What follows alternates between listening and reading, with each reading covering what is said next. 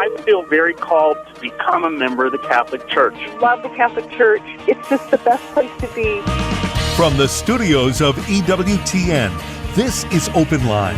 In North America, call toll-free 1-800-585-9396. That's 1-800-585-9396. Outside North America, call 1-205-271-2985. You can also send an email to openline@ewtn.com. A tremendous Tuesday to each and every one of you. We thank you for taking a little time out of your Tuesday to join us here on EWTN's Open Line. We talked the life issues on Tuesday. The number's 1-800-585-9396, toll free anywhere in North America. 1-800-585-9396. If you're outside the United States and Canada, your number is 1-205-271-2985. That's 1-205-271-2985. You can send us an email, openline@ewtn.com, or you can text your question to Barbara. Text the letters EWTN to 55000. Wait for a response. Type your first name and a brief question. Message and data rates may apply. I'm Jack Williams, the lovely and talented and not very festive Elena Rodriguez is your producer. Your call screener is Mr. Matt Gubensky, and our social media manager, Mr. Jeff Burson. Our hostess, she is every single Tuesday wearing her Valentine sweater and her Valentine hairpiece and her heart-shaped glasses. Our very own pro-life warrior, Barbara McGuigan. Barbara, how are you? I'm good. I didn't get the festive, not so festive part. Yeah, now I see what you mean. Well, we kind of made a pact that we would all wear pink or red so we could take a nice picture on Valentine's Day. And how Elena's cute got is that? a sweater that is various shades of green. So she's a month early for St. Patrick's Day. Well, that's okay, because that's an important feast. How are you, Barbara? I'm great, thanks. How about you, Jack? Terrific, thank you. I've got an email here that touches on a topic near and dear to my heart, as I have a late teenager and an early 20-something in my house, and or in my household. They're not in my house right now, but anyway, this is something that I think will touch a chord with some of our listeners, and we may need to buy a new phone system when the show's over. Dear Barbara, what can I say to my daughter? She is 15 and in the 10th grade at a public school. She has been dating a classmate for 10 months. This boy is very nice, but has been putting ideas into her head, ideas against Catholic teaching. My daughter says contraception is okay. I told her it is wrong because it stops a human from being born. She claims she believes otherwise. What can I say to her? I'm a single mom and alone in raising her. And that's Roseanne. Oh, gosh, dear and good Roseanne. Well, first of all, thanks for listening to Open Line. I'm sorry to learn about this, especially as a single mom. I know this has to be difficult for you. And I think you already realize your daughter's in a very serious situation. I remember once, I have 3 daughters and a son, and I remember one of my daughters saying, "But Mom, he's really nice." "Yes, I'm sure," I would say back. "I know everyone's nice. I want to know what kind of character he has." I would always respond, "Is he honest and trustworthy? Or does he sometimes lie if necessary? Is he concerned about your future, your goals and desires, or putting ideas into your daughter's head, as you said, Roseanne, to infect her virgin heart? Is he competent, responsible, and generous? Does he have clear moral convictions?" And these are the things I wanted to know, and I can't help but have doubts after reading your email about this young man. As you know, there are a lot of voices in the marketplace. Teenagers are bombarded with sexual messages from the time they're in junior high or even sooner. These messages just set them up for failure, and I know you know this. If all they get from educators is content that clashes with any sense of morality, the young ones become moral mutants, backed up by Hollywood movies, music, pornography, hip educators, I call them, their peers, all shouting from the pig pen a Planned Parenthood mentality that teaches, quote, reproductive rights, contraception, sexual license, And when the young girl becomes pregnant, they rip her off for another life-changing event as they collect their money and gleefully and efficiently flatline her baby's heartbeat. Or let her be her own abortionist by putting chemical pills in her mouth designed to abort her baby.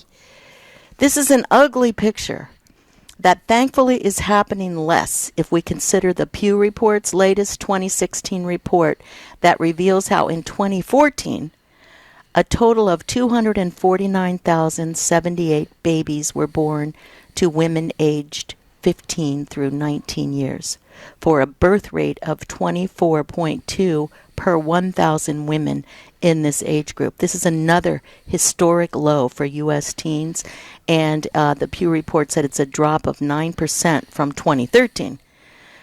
Reports indicate, though, that there are approximately 1 million teenagers in America that become pregnant each year. Of those, 78% are, of course, unintended. Of all the teenage women that become pregnant, 35% choose to have an abortion rather than bear a child. So it's no secret 15-year-olds enjoy arguing for its own sake, always trying to find flaws in a parent's logic. That's the way it is. And as in most teens, their behavior is often unpredictable and a bit off, in my opinion. They are uncertain, stubborn at times, and characteristically resent rules and limits. This explains, Roseanne, why your daughter protests the truth about contraception. Let's keep in mind Dr. Aaron White. He was a researcher at Duke University Medical Center. Maybe he still is. But he said the brain you get as an adult is the brain you wire as a teenager. So be careful about the patterns of thought and behavior you establish in adolescence between ages 10 and 20. Because for good or ill, your brain is deeply influenced by such patterns and may well adopt them as default settings for the rest of your life. So, your dear daughter now, what's the remedy? Okay. Both she and her friend must be exposed to the myths spoken like gospel by the media, the dangerous effects of abortion and contraception, the truth about contraception and the gravity of sexually transmitted diseases and infertility, which can be caused by both abortion and contraception. Adoption must be presented as the unselfish, heroic choice that it is when a mother honors her child over her emotional distress. And I'll tell you what, sadly, I've heard young women say to me, "Oh, I could never give up my baby. I'd rather abort than do that." Again, the lack of reason that immaturity brings. Now, furthermore, our young must be taught all the commandments with closer scrutiny, while understanding the 6th and 9th commandments with perfect clarity. Why? When the 6th commandment, thou shalt not commit adultery, which covers all exterior sexual sins, by the way, when this commandment is violated, the 5th commandment, thou shalt not kill, is often a possibility. When the 9th commandment is violated, thou shalt not covet thy neighbor's wife, which covers all interior sexual sins, a commandment that Hollywood mocks while making millions and millions of dirty money every single year. One just came out for Valentine's Day. I'm not even going to name it. Lust and pornography become very attractive. The human person is defiled, relationships end, and families are torn apart. Sexual sins are not the worst sins, though. Keep that in mind. Pride and hatred are worse sins. But sexual sins do more damage to the human person than any other sin. And that, I thought, was from Father Benedict Rochelle, who told it to me. But it goes back to St. Thomas Aquinas. Because sexual sins cut back to the core of a person, who he or she really is. Only an undefiled, pure person can enter the kingdom of God, and that's a very sobering fact. And even more reason to give our young an authentic education in sexuality and love to foster their growth in virtue and grace. It all comes down to this. So I would recommend, Roseanne, that you have a serious sit down with both your daughter, her father, if that's at all possible, her friend, and by all means, her friend's mom and dad. Your daughter's a minor, and he may be too. But if he's older, he could have legal problems on his hands in the future. Then calmly show them the new Ascension Presses series you've purchased, if you will, if you can, called You, Y-O-U, period. Life, Love, and the Theology of the Body, written by Jason and Kristalina Everett and Brian Butler. You can purchase a student workbook, a teacher's guide, and a guide for parents. It comes with DVDs too. It's superb. It's the best thing out there, in my opinion. Yes, it will take commitment and effort on everyone's part, and if the others are not interested in doing this with you and your daughter, you will understand their level of concern for the problem at hand. No worries, though. Do 1 or 2 chapters a week with your daughter. Trust me, you still have time to save her and her friend from a potential train wreck. And most importantly, you will be pleasing the God who loves you and them with inestimable love. Have confidence in the Lord and giver of life. You will never regret putting God first. And know that I will keep you and yours in mind, heart, and prayer, dear Roseanne. You know, Barbara, when I read this email, the first thing that popped off the page to me, long before you got to any of the issues that were raised by this young gentleman, was the fact that her 15-year-old had been dating a classmate for 10 months. Yep, I know. And I'd like to talk a little bit about that here in just a few minutes and get your thoughts on the culture puts a tremendous amount of pressure on our families. Yes. And I think it's something that's worth some of our attention here in just a few minutes. Thanks so much for tuning in. It's Open Line Tuesday. Our very own pro-life warrior, Barbara McGuigan, is in the house. If you've got a question or comment for Barbara, the number's 1-800-585-9396. Toll free anywhere in North America. Open Line Tuesday with Barbara McGuigan.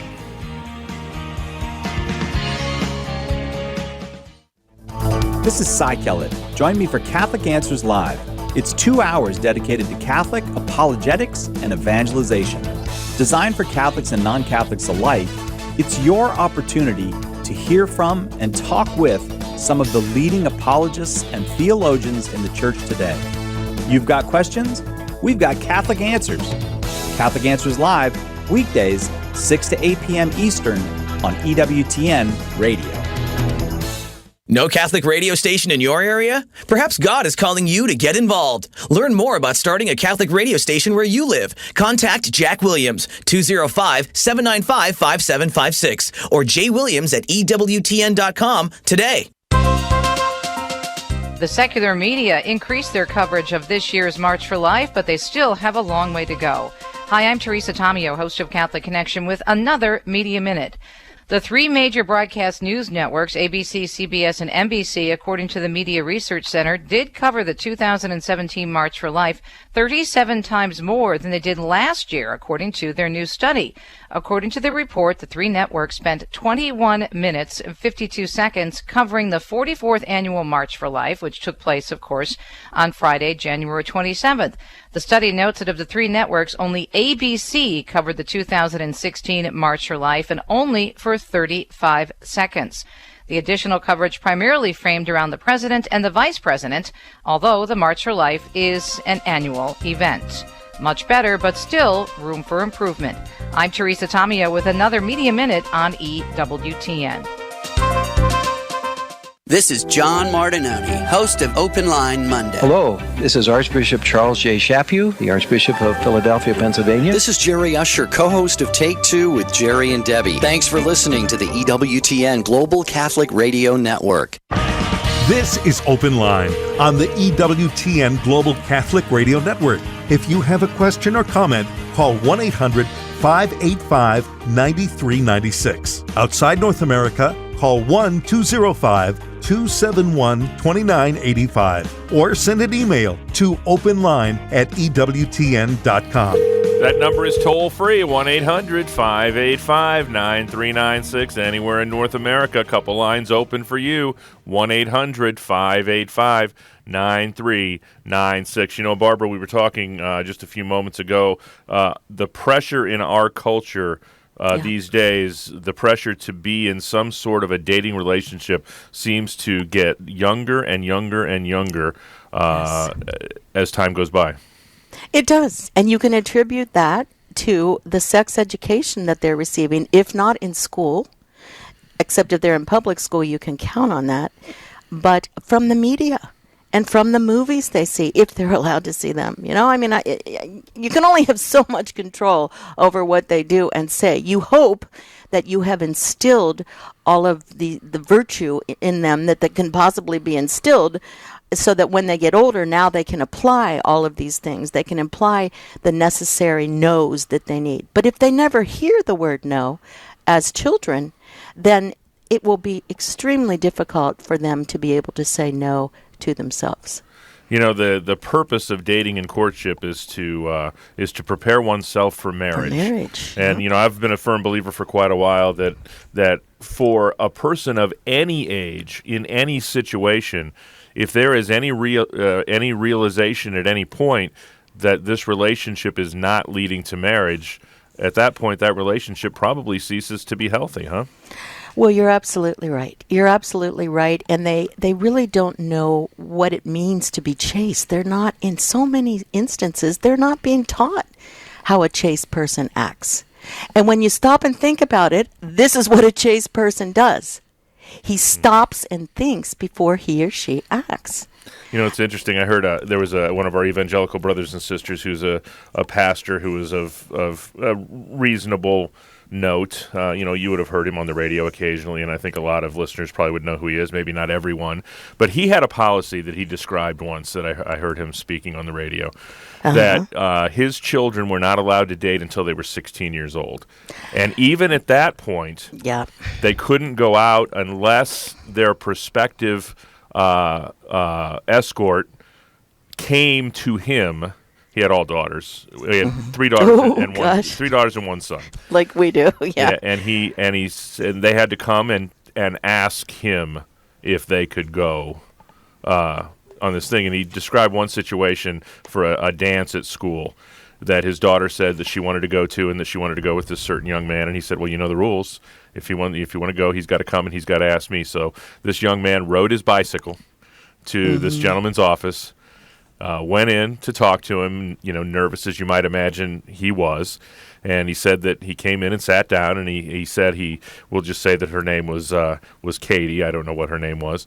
And he said, you know, young man, I'm very fond of Katie, and I'm sure you are too, or you wouldn't want to go to the dance with her.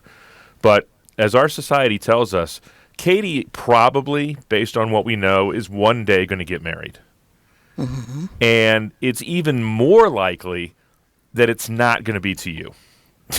So I know, young man, that I can trust you to not do anything with Katie at this dance that you would have any problem explaining to her future husband.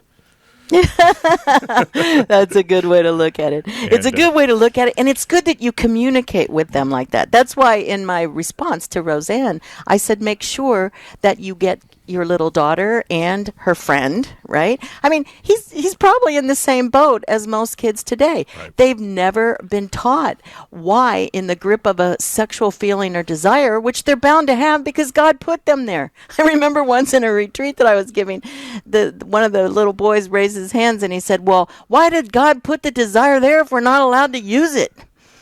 And I said, there's a very important reason for that. He's getting you ready for a life. He's trying to instill in you the beauty of life and love and preparing you for that so that you will know how to restrain yourself. It takes practice. It takes virtue to restrain yourself, to even stop and think. So why would you stop and think? Why would a sinner in the grip of all these sexual feelings and desires stop and think? Because he knows enough. He has the good sense enough. He has hope for a supreme good.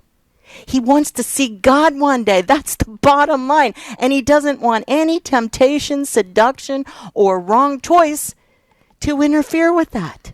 This is the bottom line. Now, how many of these young little souls don't have a clue of this? And why should they if no one has the good sense to talk to them about it?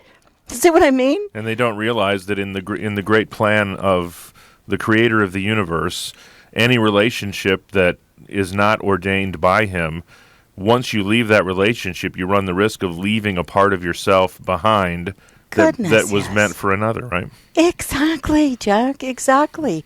I mean, we have to, a chaste person is made in the image and likeness of God. We're all made in the image and likeness of God, and we're free to do his holy will. But you can only do God's will if both your bodies and your souls both obey him. Because some people will say, oh, well, I would never have sex outside of marriage, but I don't think there's anything wrong at looking at pornography or going to R-rated movies. Hello? What is that doing to your soul? See, our bodies can be exalted temples as God intended for them to be, or they can be sewers. We have a free will to make our bodies sewers, and that's what lust does. It turns our temples into sewers. To the phones we go. Our leadoff hitter today is Jessica in the great state of Virginia, listening on Guadalupe Radio. Jessica, thanks for holding on. You're on with Barbara McGuigan. Hi, Jessica. Hi. Thanks for waiting. I just came back from traveling a lot. Oh, okay. Are you okay? Yes, and I even went to Peru. Oh, my goodness. Good for you, Jessica. Meeting friends or just sightseeing? Both. Oh, good. Well, how can I help you today? I had a question, but seeing Go ahead. The topic. Oh, no, any topic is fine. Any topic is fine.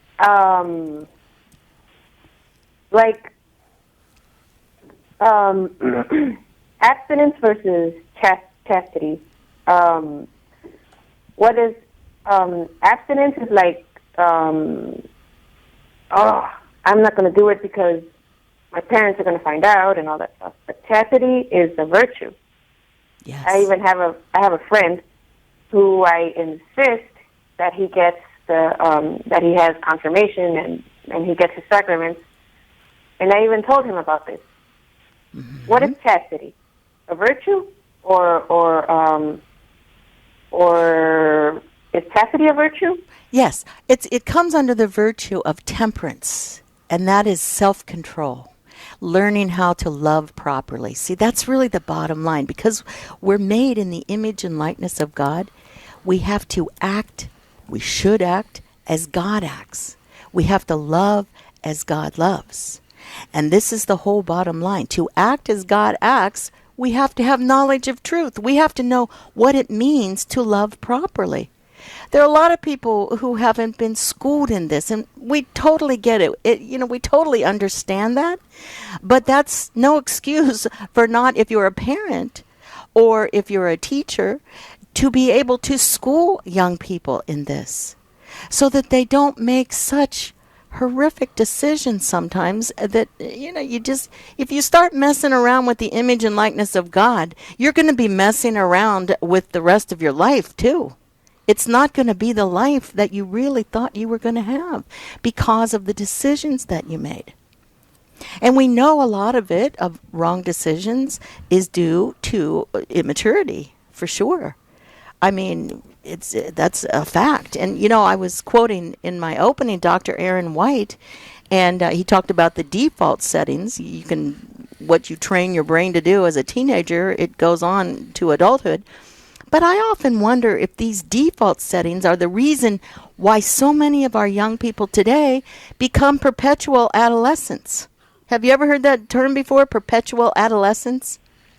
Not much.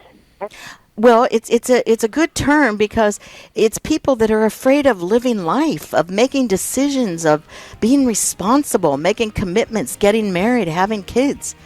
And today, they can't tolerate anyone who holds views that are opposed to theirs, what we see in our safe spaces and everything else. Open Line Tuesday with our own pro-life warrior, Barbara McGuigan, rolls on.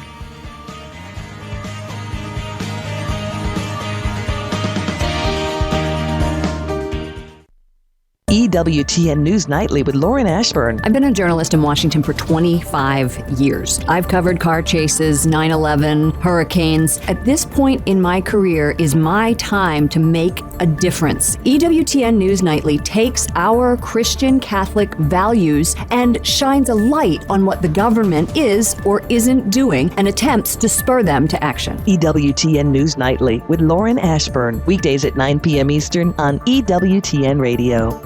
As an EWTN media missionary, your task is to prayerfully take EWTN to your parish and community through the print and electronic media we provide. Visit EWTNmissionaries.com today and join us in sharing the eternal word with the world.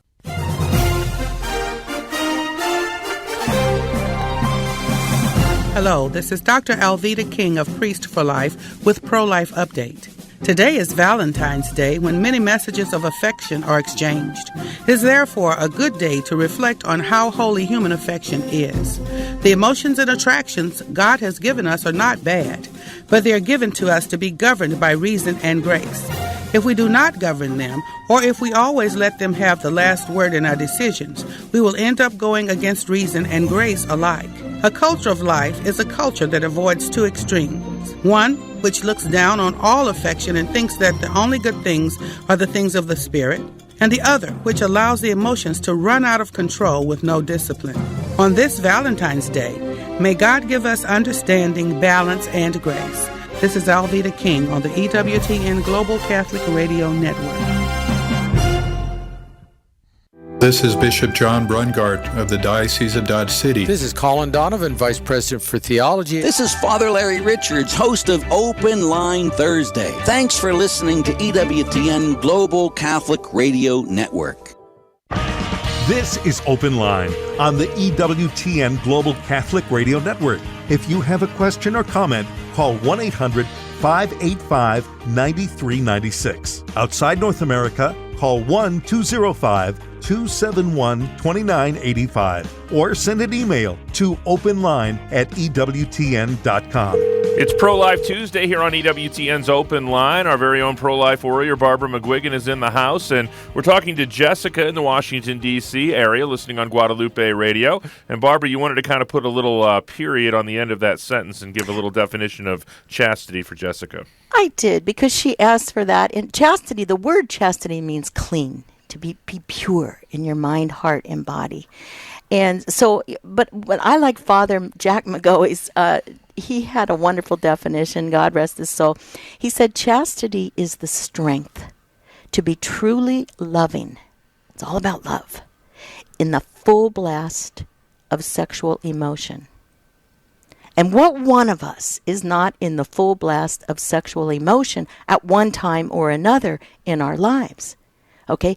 But this is when you use the strength of the virtue of temperance. You use everything you've got to be pure in mind, heart, and body. And now what have you got?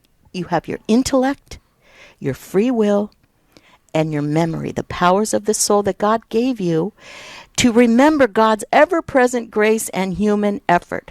That's the bottom line in this whole thing. St. Thomas Aquinas has a great definition of love. To love, he said, is to know, to will, and to do the good of another. And that is so beautiful. It's not mushy, nothing like that. It's just the secret that these young people need to know. That I will love you with volitional love is what I would teach. And that was Conrad Barr's about volitional love. I will to love you properly. That's the bottom line. So anyway, I just wanted to give a little bit more on that because it's really beautiful. And you need heroic virtue today, Jack, wouldn't you say? No question to be about chaste. It. When I remember reading one time that courage was the standing army of the soul, I thought, courage is the standing army? Yes, it takes guts to be pure. Especially when you're being assaulted every single day. When you turn on the TV, depends on what you permit yourself to watch. My goodness, when I am channel surfing at times looking for something and I come across The Bachelor, oh my goodness, every mortal sin is completely embraced in that show. Honestly, unbelievable. I cannot believe that TV gets away with the garbage that they put, and these young kids see it. It's no wonder. Next stop for us, Arlington, Texas. Nelson is in the Dallas area, listening on Guadalupe Radio. Nelson, you're on with Barbara McGuigan. Hi, Nelson. I'm just going to ask a question and hang up. What is the Creighton method? As part of family planning, what aspect is it for family planning? I'll hang up and listen. Thank you. Oh, you're welcome. Well, the Creighton method is a method of natural family planning that I think that was how Dr. Hilgers, wasn't it, Jack? Mm-hmm. Isn't that he began with the Creighton method, and then it evolved into NAPRO technology to cover infertile women, and it's beautiful, and it's very, very accurate. See, today with natural family planning, they have it down to such a science that, like Couple to Couple League always said, that you have to really reevaluate at the end of every year to see if you still have an unselfish reason for spacing your children or even deciding that your family is complete. So there's a lot to this. Life is a gift. Life is a gift from God. And from a more of a nuts and bolts type of a perspective, it basically charts the cycles of the woman. Right. And it can be just as effective for couples trying to get pregnant as it is for couples who are postponing pregnancy. That's exactly right. And that's the beauty of natural family planning, period, wouldn't you say, Jack? It is. And Nelson, you can find all the details about the Creighton method and other NAPRO technologies at Paul VI Institute. That's Pope Paul VI, popepaulvi.com, and you can learn everything you'd ever want to know about Dr. Hilgers and his great work there in Omaha. To New Iberia, Louisiana we go. James is in New Iberia, listening at EWTN.com. James, what's your question or comment today for Barbara? Hi, James. Yes, hello. Hello, Barbara. Hi. Listen, I just want to know, on September 19th, 2013, it was reported that Francis had said that the Catholic Church's teaching on abortion was disjointed and that, quote, it was a small-minded rule. And on June 16th, 2016, he said that Catholics cohabitating in sexual relationships that are not in wedlock, that are not married, have the grace of a real marriage, which, of course, in Catholicism is the sacramental marriage. Do you agree with me that Pope Francis has lost his office as Pope and that he's now essentially a heretic? Oof, that's a strong word for a pope. It's a strong word for anybody. It's a strong word for anybody. I think that the way he's being translated sometimes, it's his quotes. It's not translation. It's his actual quotes. And the last one about the grace of a real marriage, it came from the Vatican News Service. I don't remember hearing what he meant by saying that his teaching on abortion being disjointed. Can you enlighten me on that? Because I've never heard that. Well, that was when he first became Pope. Shortly afterwards, he became Pope. And he said that the Catholic Church's attention on abortion was too much attention on abortion. Oh, okay. I hesitate to say anything against our Holy Father. Who am I to say anything against the Holy Father? I must say, sometimes to me, and it could be just my feeble brain, that it appears that he is ambiguous. And we have the benefit and the blessing of going to the popes that we are so familiar with, and that would be Pope Emeritus, Pope Benedict XVI, and then also Saint John Paul the Great. I mean, my goodness. But also, I just read this morning that Pope Francis was highly recommending Familiaris Consortio by, of course, Saint John Paul the Great. And so you might want to look at that. I'll tell you what, James, email me about this, and I will get that back to you, because I hear you. I understand what you're saying, but I just think that you might want to see what our Pope said today, because it was really very beautiful against contraception, abortion, the whole thing. Got a couple lines open for you at 1-800-585-9396. That's toll-free anywhere in North America. 1-800-585-9396. That's the number Leo used in the great state of Michigan. Leo's listening to EWTN today. Leo, you're on with Barbara McGuigan. Hi, Leo. Hi, Barbara. I have a question for you. A gentleman called earlier about natural family planning. Yes. And all the resources that are for women and infertility. Are there resources that the church approves of or that the church has as far as male infertility? Boy, that's a good question. I would think Dr. Hilgers would be very proficient in that as well. As far as enhancing male infertility or correcting male infertility, I don't really know. I don't really know about that. I just, it's not something that I'm aware of, but that doesn't mean that it doesn't exist. Put it that way. What I would do, Leo, is I would contact the Pope Paul VI Institute and pose that question. I think that on their website, isn't it, Jack, where you can write in your question and they will answer you? Yeah, I think that they do have some things like that. Yeah, I would try that, Leo. I'm sorry, I don't have a better answer for you than that, but I'm just not familiar. I'm not familiar with it. Also, the NCBC. Go to ncbc.org, I believe it is, and that's the National Catholic Bioethics Center. And they might have some information on male infertility as well. And, of course, remember, there's always adoption, Leo. Always adoption, too. Yeah, and actually there's an arm of the Pope Paul Institute, Pope Paul VI Institute, that you can access at catholicfertility.org. So if you just go to catholicfertility.org, without getting into the specifics, it'll address some of those general topics directly without having to dig through the entire website.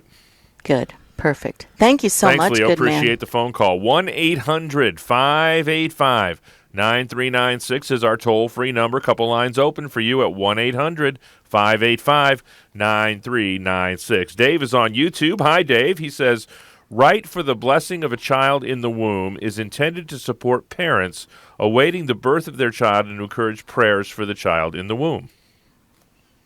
And that was Dave's comment. Okay, so he's asking what the right for the blessing of a child in the womb. No, I don't think he's asking anything. I think he's. Oh, is there such a thing?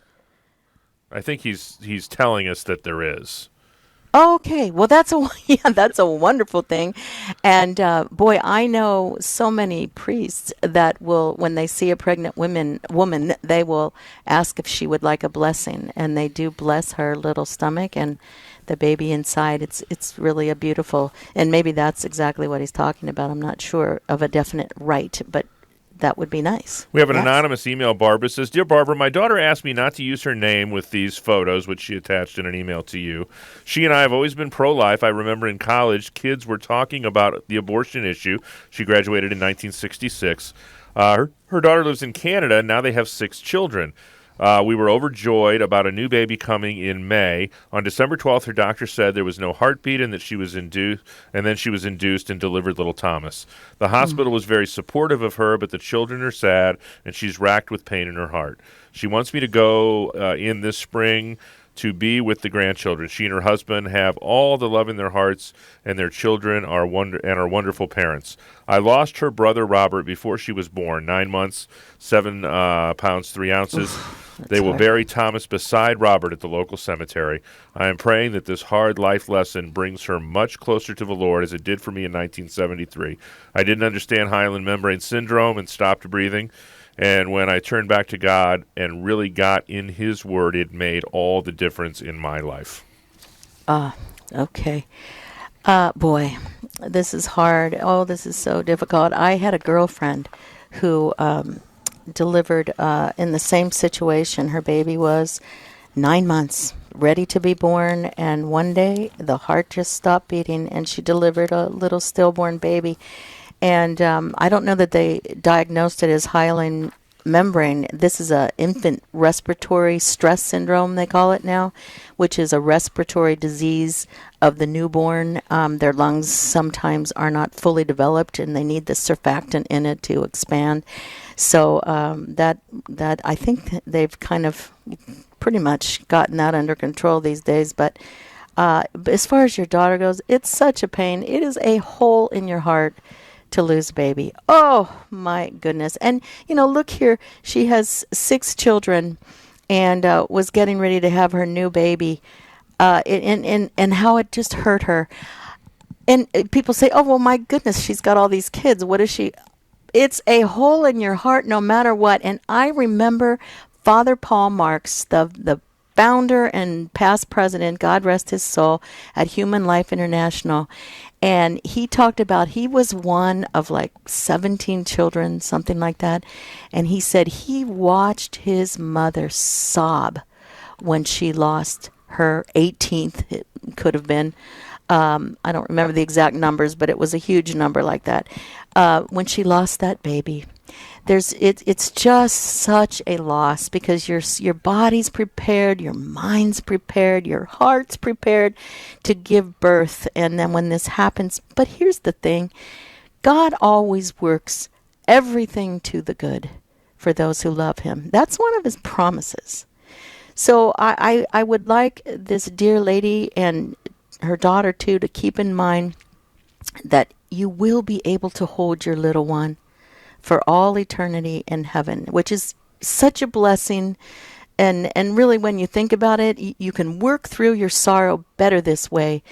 And really, if she turns back to God, this could be the very reason why he permitted that. He never causes anything like this, but he will permit it, and he will work good out of it.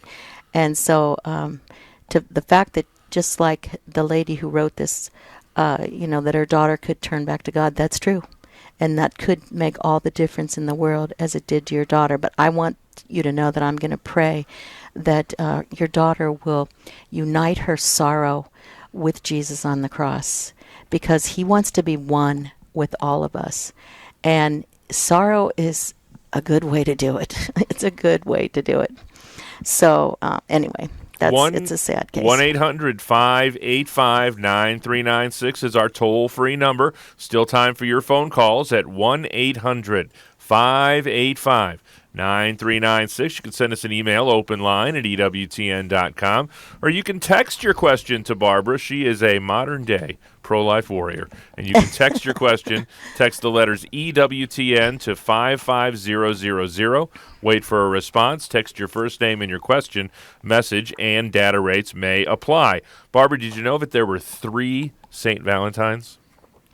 I saw that article today in the National Catholic Register, right? No. Is that where you read it? No. Where was this? Church Pop? Church Pop. Oh, okay, I saw it, but I didn't read it. No, I didn't know that. There were 3 St. Valentines. They all died as martyrs, and you would have known all of this if you had visited Church Pop and remembered Church Pop, because it's the newest member of the EWTN family. It features new online Christian content that's fun and inspiring every day.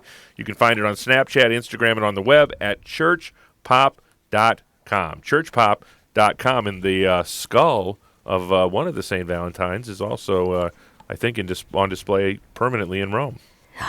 Isn't that something? I never knew that, Jack.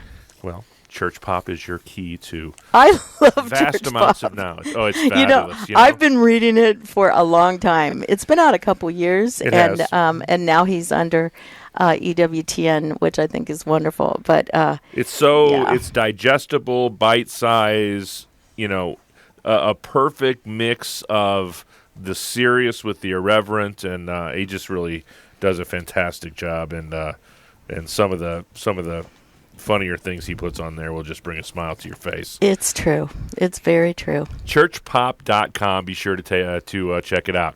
1-800-585-9396 is our toll-free number. 1-800-585-9396. If you're outside the United States and Canada, we'd love to know what's going on with regard to the life issues in your part of the world. You can call us at 1-205-271-2985. That's 1-205-271-2985. 2985, and we'll put you straight to the front of the line. Or you can also send us an email, openline@EWTN.com. Next stop for us is Jupiter, Florida. Kevin is in Jupiter listening to EWTN. Kevin, you're on with Barbara McGuigan. Hi, Kevin. Hi, Barbara. How are you? Great, thank you. How about you, good man? I'm doing very well, thanks. Good. I hear you talking this afternoon, and I concur with everything you're saying regarding the respect for life. And yes. And I feel like, many of us are in line with that mentality. Respectfully, I see that in this world that there's a small group that are being disrespectful, and the multitudes are not. And we worry so much about our families and how to raise them and who they should marry and what kind of life they'll lead, and we worry so much about these things, and it comes down to that we people that worry about those things are only having a few children nowadays. We're not having very many, and in just a few generations we will be outnumbered and we will disappear. Oh, Kevin, don't go there. You know what? It's pretty much factual. I mean, and I'm concerned. Very respectfully, I just see it as what should we do? I hear you, good man. I so hear you. It feels like we are outnumbered because so much of it comes from a very depraved media. I mean, really and truly. But I believe, and I think we saw it too in this last election, that we have a wide swath of America that wants law and order, that is moral. And, of course, if you watch the Grammys, you go, oh, are you kidding me? Okay, there again, that's the media. That's the media. But it looks like it's across the board. Now, granted, when you think of approximately 1 million teenage girls getting pregnant, but then again, look at what they're being fed. We need couples to be generous enough, if it's God's holy will, to give them children that are raised up in the ways of the Lord. We need that, Kevin. We need that. We can't be, my spiritual director always says, you can be concerned about something, but never worry. Never worry. God is in control. And I think that, even though it's been different or difficult since, we live in this culture, like people used to always ask me, how do you raise a pro-life kid in the culture of death? Hey, it's not easy. You have to be on your toes. You have to know what's good, true, and holy so you can transmit that message to every single one you meet in your own sphere of influence. But don't get in despair about, have the kids. Raise up these good kids. It's the good, solid families, be they large or small, however God decides he wants, because children are a gift. No matter what, if you raise them up in the ways of the Lord, then we will be able to put forth what is good, true, and holy. That's important. Okay? Does that help, Kevin? Yeah, I just feel like we are so concerned, and rightfully so, and I was concerned with my children. Mm-hmm. We are so concerned with our children that we don't have any. And you don't have any? I was watching a news article the other day that, where there was a Muslim guy that was wearing out a Frenchman, and he's saying, you guys are all going to be gone in a few generations. I've had 22 children, and you just because you're worried about your children, you've had 2. Well, that is one of Muhammad's. That's one of his principles. Exactly. Absolutely. Concern, Absolutely. When you live in a culture of death and you embrace the contraceptive mentality, it's bad. It's wrong for your country. I mean, it's the absolute truth. But you want to bring in children who raise them up, with virtue and grace so that they can be members of our culture and turn this whole thing around. You look at all the homeschooling families, Kevin, and I mean, it's just amazing. They're generally larger, Not all, but some are generally larger. And those kids are getting truth straight up. You look at some of the great universities that we have now that are giving the truth, and it's beautiful, the kids that are coming out and what they're doing. And they influence all kinds of vocations. All kinds. We're getting lots of priests and nuns, too. So there's a lot to be positive about. Go ahead, Jack. And I'll tell you something else. There's a lot of people out there that believe the right things and hold the right convictions, but they don't have the intestinal fortitude to stand up in a crowd for what they believe. And true. Kevin, I would encourage you to be that guy that people can follow. A lot of people will stand up for what they believe in publicly if they only have somebody to go first and somebody to follow them. So I would encourage you to do that. This is a perfect example, Kevin. I don't know if you're a sports fan or not, but I was at a basketball game last week, and there was a team that got down by 27 points in the third quarter of a basketball game. And that team, you could just see the look in their eye. They never felt like they were out of that game. And the comeback started in the third quarter. They got to within 10 points early in the fourth quarter, and the team that was in the lead, still in the lead by 10 points, looked like they had already lost the game. And indeed, by the end of the night, they had lost the game. So half of the battle is not giving up and fighting until the very end. And I would encourage you, my brother, to do that and to be that example to these folks. Beautiful. Thank you, Kevin. I'm glad you called. God bless you, Kevin. 1-800-585-9396 is our toll-free number, 1-800-585-9396 as we wind down to the end of another Pro-Life Tuesday. Barbara McGuigan, do you have any parting words of wisdom for your throngs of followers? You know, I have a very wonderful priest coming on. I've never met him in person or even through email or anything. His name is Father Sean Davidson.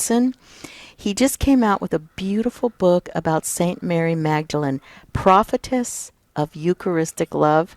And I feel like I'm on retreat reading this book. Yeah, I'm familiar with him, and he are you? He embraces the ancient tradition that has left much of the church, but it's an ancient 2nd, 3rd century tradition that Mary Magdalene is actually the sister of Martha and Lazarus.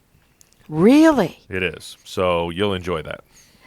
Yes. Well, I really will. And I think it's Cardinal, my favorite Cardinal, Robert Sarah.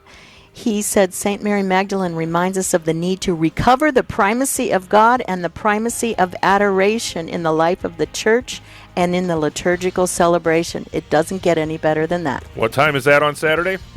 2 to 4 Eastern. 1-800-585-9396 will get you into the good fight as well as it does here. On behalf of our host, Barbara McGuigan, our producer, Elena Rodriguez, call screener, Matt Gabensky, and our social media manager, Jeff Burson, I'm Jack Williams. Thanks so much for taking a little time out of your Tuesday to join us. Back at it tomorrow. Fasten your seatbelts. Father Mitch is in the house. Open line Wednesday. Until we get together then, God bless.